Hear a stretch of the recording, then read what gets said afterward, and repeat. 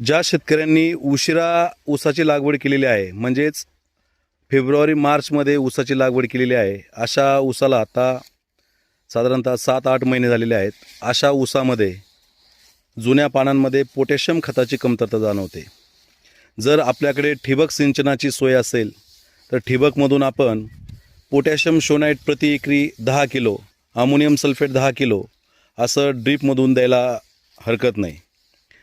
281 दिवसापर्यंत पोटॅश हा ऊस उपलब्ध करून घेत असतो.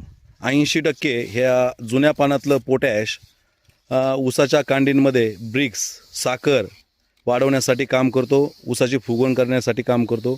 म्हणून जर शक्य असेल तर आपण ड्रीपमधून किंवा मोकळं पाणी जर देणार असेल तर मोकळ्या पानातून पोटॅशियम शोनाईट असेल किंवा सल्फर ऑफ पोटॅश असेल हे एकरी 10 किलो, अमोनियम सल्फेट 9 ते 10 किलो असं ड्रीपमधून द्यायला हरकत नाही.